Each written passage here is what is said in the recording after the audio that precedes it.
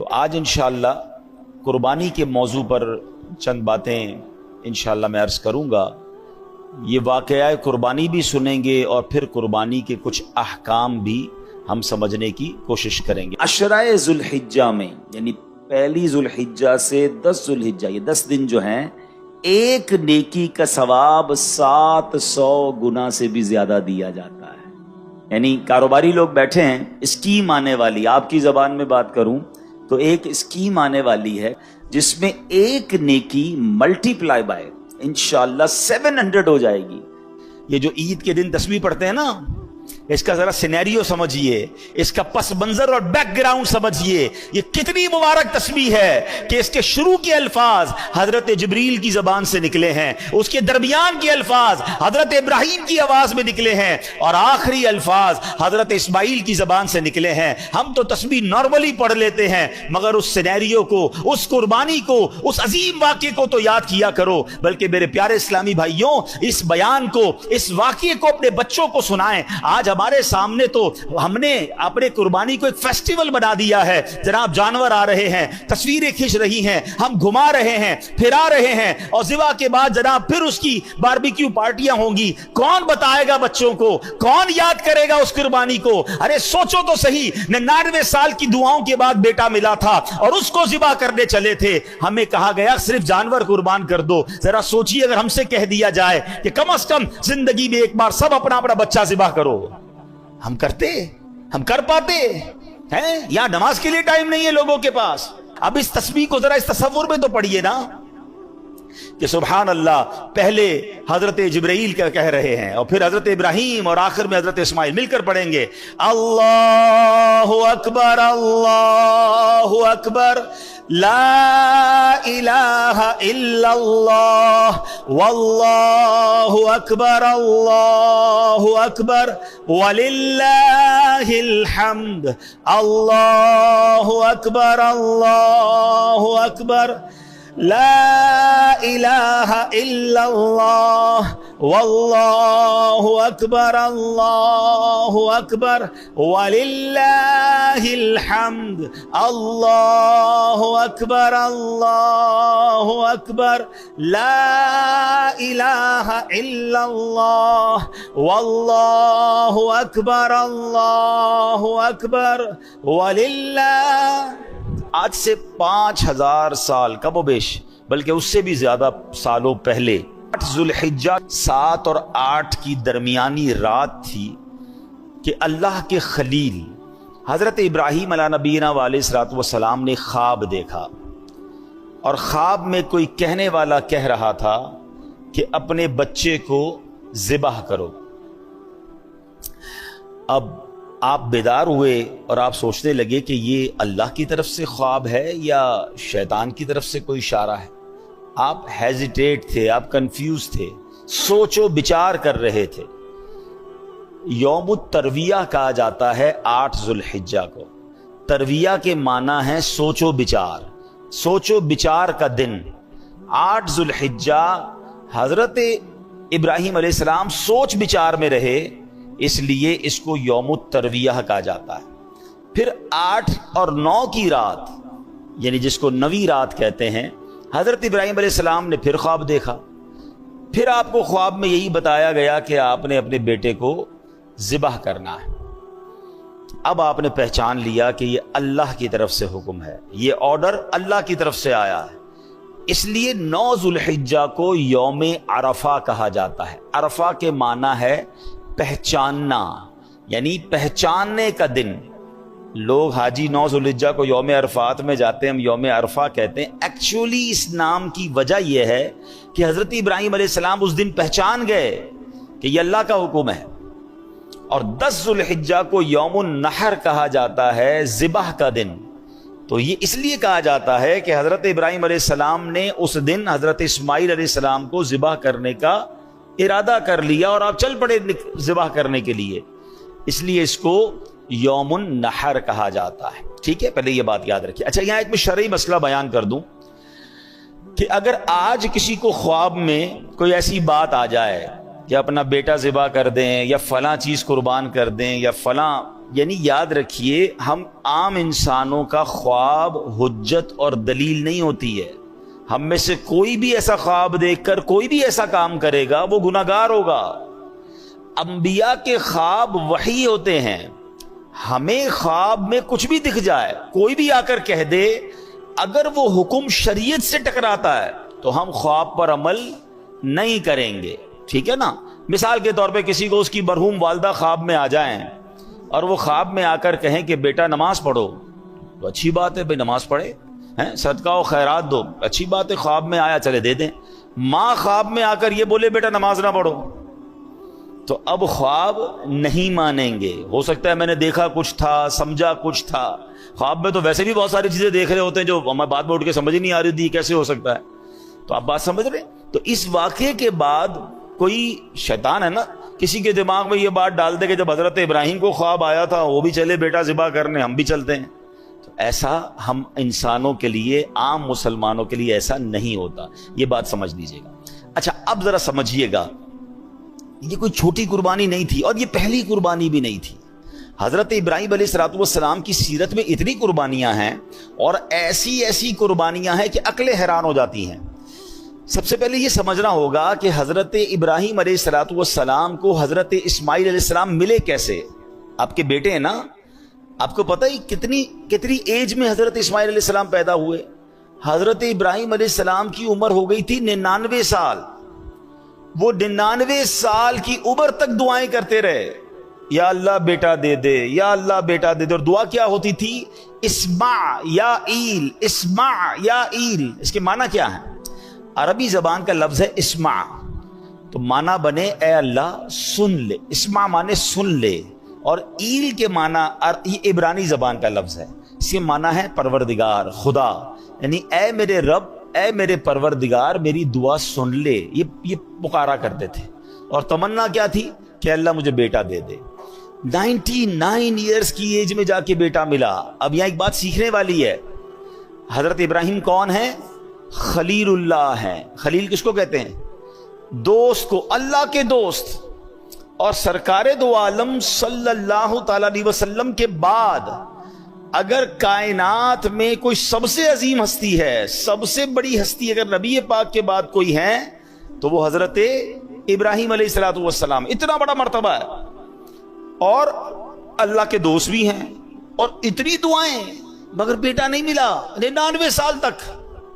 مجھے اور آپ کو کیا سیکھنے کو ملا؟ کہ جناب اللہ سے دعا مانگنی ہے مگر رب سے ناراض نہیں ہو جانا ہے، مایوس نہیں ہو جانا ہے. اگر نہیں مل رہا تو بھی راضی رہنا ہے. ہمارا پرابلم کیا ہے؟ 2 4 6 مہینے کوئی دعا کریں کام نہ ہو، ہیں یار دعا کرتا ہوں قبول ہی نہیں ہو رہی. مکے جا کے دعا کی پھر بھی قبول نہیں ہوئی، مدینہ شریف جا کے دعا کی پھر قبول نہیں ہوئی، فلاں بزرگ سے دعا کرائی پھر قبول نہیں ہوئی. لوگ کہتے ہیں جمعے کے خطبے کے درمیان دعا کرو، کتنے جمعوں سے دعا کر رہا ہوں قبول نہیں ہوئی.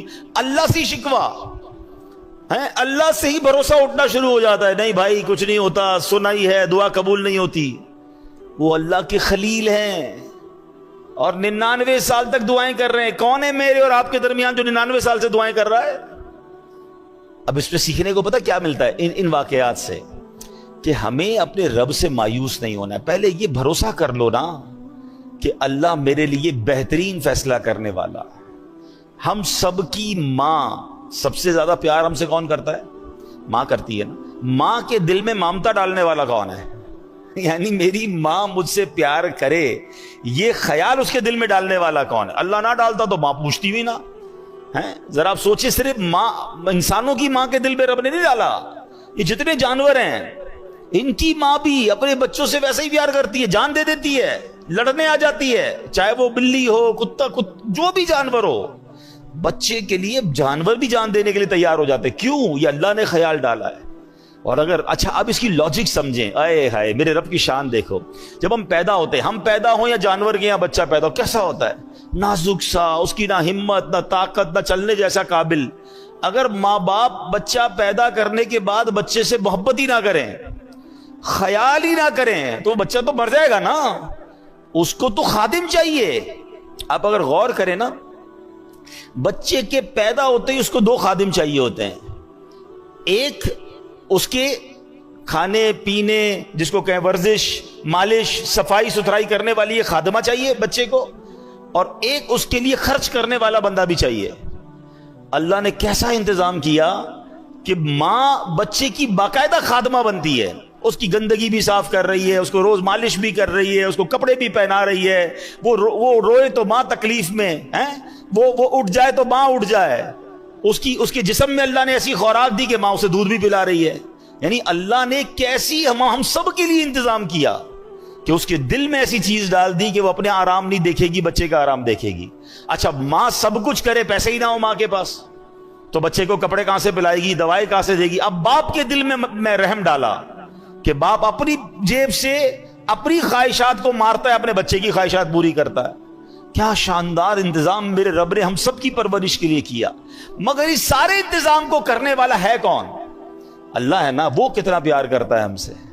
پہلے یہ اطمینان کر لو کہ میری ماں سے کئی گنا زیادہ پیار میرا رب مجھ سے کرتا ہے، ٹھیک ہے؟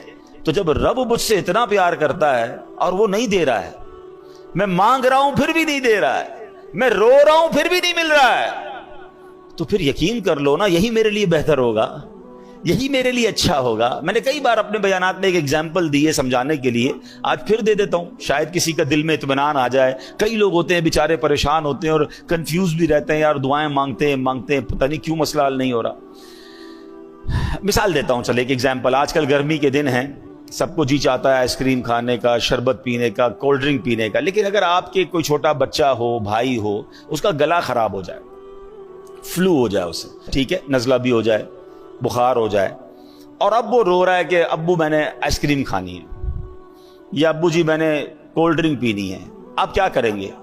کھلائیں گے اسے؟ بتائیے نا، کولڈ ڈرنک پلائیں گے؟ اچھا وہ رو رہا ہے، نہیں میں نے پینی ہے، وہ بہت زور زور سے رو رہا ہے، آپ پلا دیں گے اسے؟ اچھا آپ کا کوئی دوست برابر میں آپ کے بیٹھا ہے، وہ کہے یار کیسے ظالم والد ہو یار، بچہ رو رہا ہے، پلا دو نا اسے آئس کریم، دے دو آئس کریم، کھلا دو یا کولڈ ڈرنک پلا دو۔ آپ ایک جواب دیں گے، میں والد ہوں، مجھے پتا ہے میرے بچے کو کب کیا دینا ہے، ابھی دوں گا بیمار ہو جائے گا، ابھی دوں گا اس کا گلا اور خراب ہو جائے گا، اس کو رونے دو، اس کو نہ دینا اس کے لیے اچھا ہے۔ ایسا ہی ہے نا؟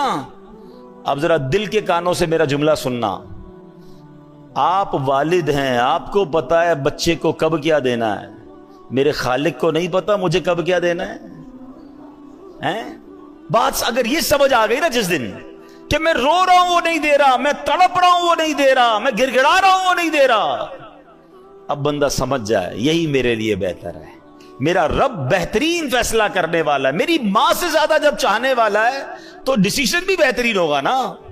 اور ایسا لکھا کتابوں میں، روایتوں میں یہ مضمون ہے، کسی کا غریب رہنا اس کے لیے اچھا ہے اور کسی کا امیر بننا اس کے ایمان کے لیے اچھا ہے، کیونکہ اگر اس کو غریب کو امیر بنا دیا جاتا تو وہ پیسے کے اندر ایسا گم ہو جاتا کہ آگے جا کے اس کا ایمان بھی برباد ہو جانا تھا۔ تو رب جانتا ہے کہ اس کا غریب رہنا بہتر ہے، کسی کو امیر بنایا، اس کے لیے دنیا اور آخرت کے امیر رہنا اچھا تھا، غربت ہوتی تو کہیں یہ کفر کر لیتا۔ تو ہمیں نہیں پتا ہوتا، یہ اللہ کی تقسیم ہے، کوئی صحت مند رہتا ہے، کوئی بیمار رہتا ہے، کوئی خوش رہتا ہے، کوئی پریشان رہتا ہے، ارے یہ رب کے فیصلے ہیں، وہ ہم سے بہتر جاننے والا ہے۔ اور بعض اوقات جب نہیں ملتا نا اور اس کے کچھ عرصے بعد ملتا ہے تو عقل حیران ہو جاتی ہے کہ واقعی کمال فیصلہ تھا، یہی میرے لیے بہتر تھا۔ بے اولاد روتے ہیں اولاد نہیں مل رہی ہیں، در در جاتے ہیں دعائیں کرتے نہیں ملتی اولاد، کیا پتہ ایسی اولاد لکھی ہو اس کے نصیب میں کہ جو بڑے ہو کر ماں باپ کو مار کے گھر سے ہی نکالنا تھا۔ ہم نہیں سنتے بعض اوقات ماں باپ کہتے تو پیدا ہی نہ ہوتا تو اچھا تھا، اتنا بچہ تنگ کرتا ہے۔ تو یہ اللہ کے فیصلے ہیں۔ تو سبحان اللہ، حضرت ابراہیم 99 سال تک دعا کرتے رہے، اب جب دعا ہو گئی حضرت اسماعیل مل گئے۔ اب مجھے بتاؤ جس کو 15-20 سال بعد اولاد ملے تو وہ کتنا پیار کرتا ہے اپنے بچے کو، گود سے لگائے رکھتا ہے کہ اب تو پیر بھی زمین پر نہ رہے ہیں۔ مگر پہلا امتحان کیا تھا کہ اس دودھ پیتے بچے اور اس کی ماں کو ایک ایسے صحرا میں چھوڑ کر آ جاؤ کہ جہاں کوئی آبادی نہیں ہے۔ آپ امیجن کر سکتے ہیں کہ آپ اپنی زوجہ اور اپنے بچے کو کسی میدان میں ریگستان میں چھوڑ کر آ جائیں، اور وہ بھی وہ بچہ جو اتنی دعاؤں کے بعد ملا ہو۔ مگر اللہ کا حکم تھا آپ چھوڑ کر آ گئے. وہ واقعہ طویل ہے, پھر کسی دن اس کو ڈسکس کریں گے. آپ نے سنا ہوگا کہ کس طرح بی بی ہاجرہ جو ہے صفا مروہ کے درمیان دوڑی, کس طرح حضرت اسماعیل کے قدموں سے زمزم جاری ہوا, اور پھر کس طرح مکہ آباد ہوا. سبحان اللہ. مگر پہلے قربانی تو سوچو کیسی تھی کہ ماں ہے, بچہ ہے, تھوڑا سا پانی اور کھانا ہے اور وہ ختم ہو گیا, اور اب کچھ نہیں ہے مگر اللہ پر بھروسہ ہے. اس خاندان کی قربانیاں تو سوچو. پھر اللہ نے حضرت ابراہیم اور حضرت اسماعیل سے کعبے کی تعمیر کروائی. وہ مقام ابراہیم جس پر کھڑے ہو کر حضرت ابراہیم نے کعبے کی تعمیر کی. سبحان اللہ. یہ کیسا اللہ کے نبی کا معجزہ ہے کہ 5000 سال سے زیادہ عرصہ گزر چکا ہے. جو مکے گئے ہیں انہیں پتا ہے کہ آج بھی اپنی آنکھوں سے حضرت ابراہیم کے قدموں کے نشان ہم دیکھتے ہیں, اور وہ پتھر ویسے ہی سلامت ہے. دنیا میں کوئی پرانی سے پرانی عمارت 700 800 1000 سال کے بعد ختم ہو جاتی ہے, گر جاتی ہے, نام و نشان مٹ جاتا ہے. یہ 5000 سال سے زیادہ عرصہ ہو گیا ہے. یہ پتھر کھلے آسمان تلے موجود رہا. علماء کہتے ہیں کہ ہزاروں بارشیں دیکھی, ہزاروں آندھیاں دیکھی, ہزاروں موسم کی تبدیلیاں دیکھی, مگر حضرت ابراہیم کے قدموں کے نشان ویسے کے ویسے موجود ہیں. اور قرآن میں رب نے فرمایا وَاتَّخِذُوا مِن مَّقَامِ إِبْرَاهِيمَ مُصَلًّى, اور ابراہیم کے کھڑے ہونے کی جگہ کو اپنے لیے نماز کی جگہ بنا لو. اللہ اکبر. یہ مقام ہے حضرت ابراہیم, حضرت اسماعیل اور بی بی ہاجرہ رضی اللہ تعالی عنہا کا. لیکن ایک امتحان نہیں تھا. اب یہ والا امتحان جو میں نے آپ کو خواب سنایا کہ اپنے بیٹے کو ذبح کرو. اچھا, اب حضرت ابراہیم علیہ السلام نے اپنی زوجہ سے کہا کہ بیٹے کو تیار کر دو. حضرت اسماعیل کو تیار کیا, اور اب کمال یہ ہے کہ چلے قربان کرنے. جب قربان کرنے چلے تو شیطان کب یہ چاہتا کہ اتنی بڑی قربانی, اتنا بڑا جناب ثواب حضرت ابراہیم کما لیں گے. تو شیطان اب پہلے حضرت ابراہیم کے پاس آیا انسانی شکل میں. اے ابراہیم کہاں چلے ہیں؟ کہا بیٹے کو لے کے جا رہا ہوں. کہا مجھے پتا ہے آپ ذبح کرنے جا رہے ہیں. حضرت ابراہیم نے کہا کہ اب بیٹے کو باپ ذبح کرتا ہے؟ کہا مجھے پتا ہے آپ کو اللہ کا حکم ملا ہے. آپ نے فرمایا پھر اللہ کا حکم ہے تو میں اس پر راضی ہوں. شیطان مردود وہاں سے جا کر حضرت بی بی ہاجرہ کے پاس جاتا ہے. اب ماں کتنا پیار کرتی ہے بچے سے, وہ بھی بچہ وہ جو اتنی دعاؤں کے بعد ملا ہو. آپ کو پتا ہے حضرت اسماعیل کی عمر کتنی تھی اس وقت؟ ایک روایت کے مطابق 7 سال اور ایک روایت کے مطابق 13 سال. کیا عمر ہوتی ہے یہ؟ حضرت ہاجرہ کے پاس جا کر کہتا ہے اے ہاجرہ تمہیں پتا ہے تمہارے شوہر بیٹے کو کہاں لے جا رہے ہیں؟ تو کہاں لے جا رہے ہیں؟ کہا ذبح کرنے لے جا رہے ہیں. کہا کیا باپ بیٹے کو ذبح کرتا ہے؟ کہا ہاں اس لیے ذبح کر رہے ہیں کہ اللہ کا حکم ہے. بی بی ہاجرہ کہتی ہیں اگر میرے رب کا حکم ہے تو ہم پھر ہم راضی ہیں. کیا گھرانہ ہے یہ. اب حضرت اسماعیل کے پاس چلا گیا شیطان, چھوٹی عمر ہے. کیا ہے بیٹے تمہیں پتا ہے تمہارے والد کہاں لے جا رہے ہیں؟ کہاں لے جا رہے ہیں؟ میرے والد تو کہیں مجھے کسی سے ملانے لے جا رہے ہیں, تیار کروایا تھا نا. کہ نہیں تمہیں ذبح کرنے لے جا رہے ہیں. کہتے ہیں کیا باپ بیٹے کو ذبح کرتا ہے؟ کہاں اس لیے ذبح کر رہے ہیں کہ اللہ کا حکم ہے. حضرت اسماعیل کہتے ہیں رب کا حکم ہے تو پھر میں بھی راضی ہوں. یہ لوگ تھے. ہاں اب کمال یہ ہے کہ اب حضرت ابراہیم علیہ السلام کو جب وہ سامنے آیا نا شیطان, تو فرشتوں نے کہا اس کو کنکر مارے ہیں. آپ نے ایک بار کنکر مارے, تھوڑا آگے گئے فرشتے نے کہا پھر کنکر مارے, آپ نے پھر پتھر مارے, پھر آگے گئے پھر کنکر مارے. یہ جو آج حاجی جمرات کی رمی کرتے ہیں شیطان کو کنکر مارتے ہیں. اللہ نے حضرت ابراہیم خلیل اللہ اپنے خلیل کی وہ ادا ایسے باقی رکھی ہے کہ جب تک شیطان کو کنکر نہیں ماریں گے حاجیوں کا واجب ادا نہیں ہوگا. اللہ اکبر. پتا چلا کہ رب نے اپنے پیارے کی ادا کو کیسے باقی رکھا ہے. اچھا اب جناب کیا ہوا, حضرت ابراہیم علیہ السلام نے تو ایک اور کمال یہ کیا کہ اپنے بیٹے سے پھر مشورہ بھی کر لیا. اور یہ جو کانورزیشن ہے, یہ جو بات چیت ہے باپ بیٹے میں, اللہ نے اس کو قرآن میں ذکر کیا ہے. حضرت ابراہیم علیہ السلام اپنے بیٹے سے پوچھتے ہیں یا بنیا انی ارا فی المنام انی اذبحک فانظر ماذا ترا. وہ کہتے ہیں کہ اے میرے بیٹے میں نے خواب دیکھا کہ میں تجھے ذبح کرتا ہوں, اب تو دیکھ تیری کیا رائے ہے. ہیں بیٹا تو بتا تیری کیا رائے ہے. پوچھ لیا آپ نے ڈائریکٹ. اب حضرت اسماعیل کا ذرا جواب سنیں, کیسا بیٹا ہے یہ, کیسی تربیت ہے. حضرت اسماعیل کہتے ہیں یا ابت افعل ما تؤمر, اے میرے والد کیجئے جس کا آپ کو حکم ہے. خدا نے چاہا تو قریب ہے آپ مجھے صابر یعنی صبر کرنے والا پائیں گے۔ اللہ اکبر۔ اب حضرت اسماعیل نے بڑی انوکھی بات کی حضرت ابراہیم سے، کہتے بابا جان ایک کام کیجئے گا، ذرا چھری کو تیز کر دیجئے گا تاکہ مجھے ذبح ہوتے ہوئے تکلیف کم ہو، مجھے اچھی طرح رسیوں سے باندھ دیجئے گا تاکہ میں زیادہ ہلوں تو میرے خون کے چھینٹے کہیں آپ کے کپڑوں پر نہ پڑ جائیں۔ اے بابا جان مجھے سیدھا نہیں، مجھے الٹا چہرے کے بر لٹا دیجئے گا، پیشانی کے بل لٹائیے گا کیونکہ میرا چہرہ آپ کو دیکھنا نہ پڑے، اور جب مجھے ذبح کر لیں تو میرا یہ جو لباس ہے نا یہ میری ماں بی بی ہاجرہ کو دے دیجئے گا تاکہ ان کو کچھ تسلی ہو جائے۔ آپ سوچ سکتے ہیں یہ باپ بیٹے کی کانورسیشن، یہ کیسی قربانی تھی؟ اور ایسے ہی ہوا، حضرت ابراہیم علیہ السلام نے اپنے بیٹے کو رسیوں سے باندھ دیا، چھری کو تیز بھی کر لیا، پیشانی کے بل بھی لٹا دیا، اور سبحان اللہ آپ کے لیے جو حکم تھا، آپ کا جو کام تھا، جو بندگی تھی آپ نے کر دی، وہ تو کر چکے جو کرنی بشر کی ہے، آپ نے چھری کو پھرا دیا۔ مگر سبحان اللہ میرا رب چاہے تو چھری بھی کام نہ کرے نا، چھری نے کاٹا نہیں۔ یہاں یہ بات بھی سمجھنی ہے، حضرت ابراہیمی کے دو واقعات ہیں جو پھر ہمیں توکل سکھاتے ہیں، آپ وہ واقعہ پھر کبھی ڈسکس کریں گے، لیکن ماشاءاللہ آپ نے سنا ہوگا کہ حضرت ابراہیم علیہ السلام کو نمرود نے ایک آگ لگائی تھی جس میں ڈالا گیا تھا۔ آگ کا کام کیا ہے بتاؤ نا، جلانا ہے نا، آگ نے جلایا نہیں نا، کیا ہوا؟ اتنی بڑی آگ تھی، آپ کو تھرو کر دیا گیا آگ میں، اور 1-2 منٹ نہیں، آپ ایک روایت کے مطابق 7 دن اور ایک روایت کے مطابق 40 دن اس آگ میں رہے، مگر آپ کا بال بھی بیکا نہیں ہوا۔ تو پتہ کیا چلا کہ آگ کا کام جلانا ہے، مگر رب چاہے تو آگ نہیں جلائے گی، چھری کا کام کاٹنا ہے، مگر میرا رب چاہے تو پھرا دے کوئی چھری، مگر چھری نے کاٹنا نہیں ہے۔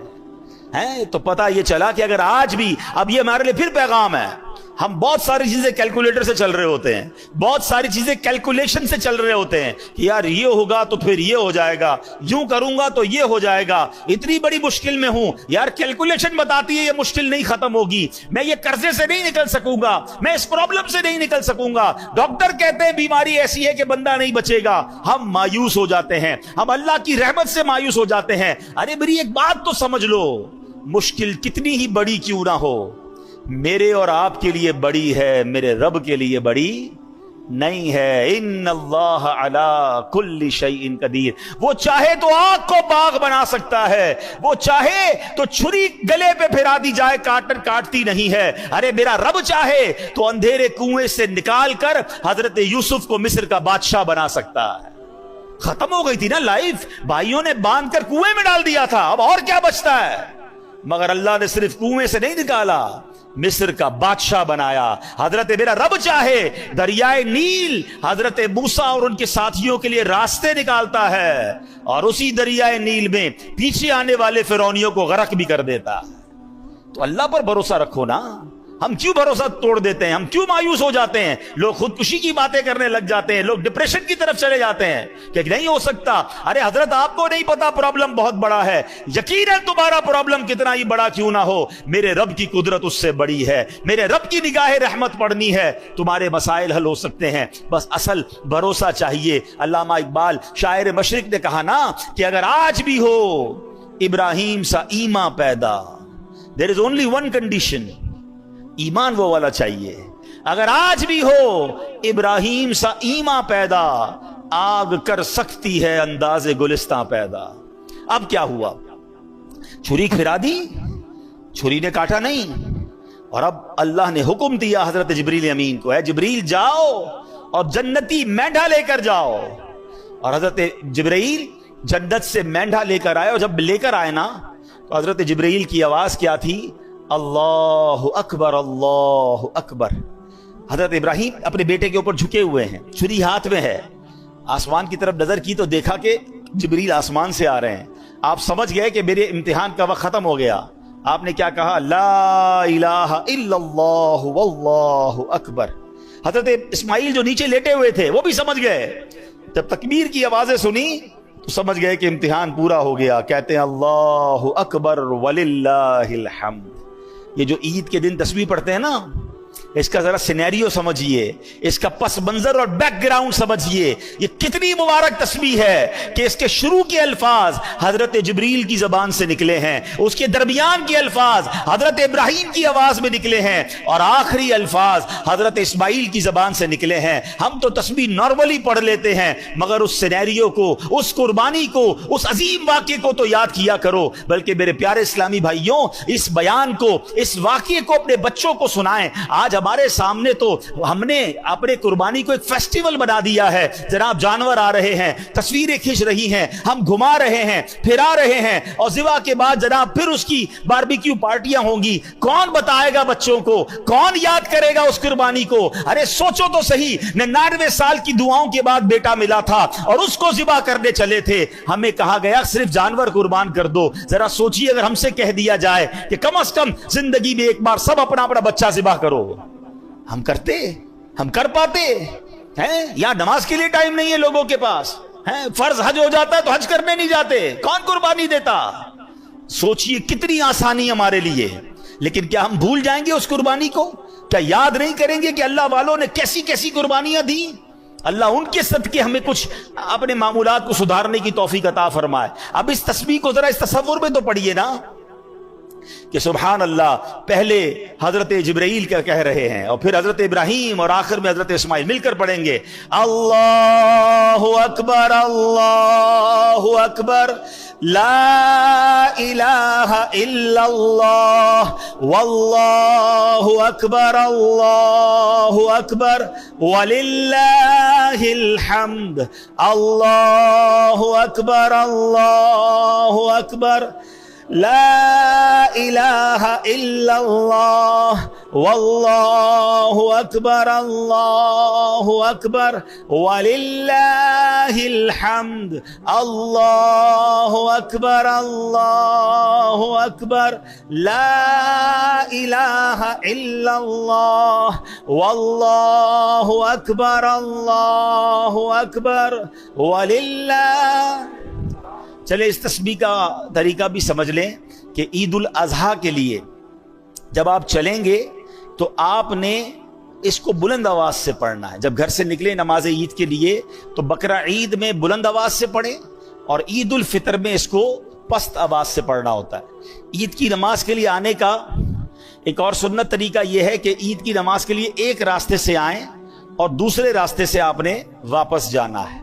और सुभान अल्लाह, वो तो बच्चा कुर्बान करने गए थे और अल्लाह ने कुर्बानी कैसे कबूल फरमाई, मगर हम जो जानवर कुर्बान कर रहे हैं, अल्लाह की मेहरबानी देखिए, उस पर सवाब कितना बड़ा अता फरमाया। हदीस पाक में आता है, कुर्बानी करने वाले को कुर्बानी के जानवर के हर बाल के बदले में एक नेकी मिलती है। जितने बाल होते हैं जानवर पर उतनी नेकियां मिलती हैं। एक और हदीस पाक, जिसने खुश दिली से तालिबे सवाब होकर कुर्बानी की तो वो आतिशे जहन्नम से हिजाब यानी रोक हो जाएगी। यानी अगर खुश दिली के साथ, बोझ समझ कर नहीं, या अल्लाह तेरा शुक्र तूने कुर्बानी करने की तौफीक दी, और अल्लाह के लिए कुर्बानी हो, दिखावे के लिए नहीं। आजकल तो कुर्बानी को भी जनाब एक स्टेटस सिंबल बना लिया गया है। मैं नहीं कहता जानवर अच्छे कुर्बान ना करें, बेहतरीन जानवर कुर्बान करें। अल्लाह ने दिया है, महंगे से महंगा जानवर कुर्बान करो, या अल्लाह तेरी मेहरबानी तूने इतना माल दिया। लेकिन वो इसलिए नहीं कि शो ऑफ, मैं सबसे बड़े जानवर लाया हूं, मेरे नाम होगा, मेरा जनाब, उसके बाद उस लोगों में वाह होगी। अगर ये नीयत है तो फिर सवाब नहीं मिलना, अल्लाह की रिजा के लिए। हाँ, हम पता है कुर्बानी के लिए एक दुआ पढ़ते हैं, मैं आगे वो दुआ भी सुनाऊंगा, उसमें भी यही मकसद है। एक और बड़ी प्यारी हदीस पाक, प्यारे आका अलैहिस्सलाम ने अपनी प्यारी साहबजादी खातून जन्नत बीबी फातिमा तुज़ ज़हरा रदी अल्लाह तआला अन्हा से फरमाया, अपनी ए फातिमा, अपनी कुर्बानी के पास मौजूद रहो, क्योंकि उसके खून का पहला कतरा गिरेगा और तुम्हारे सारे गुनाह मुआफ कर दिए जाएंगे। कुर्बानी के वक्त कुर्बानी के पास मौजूद रहना है।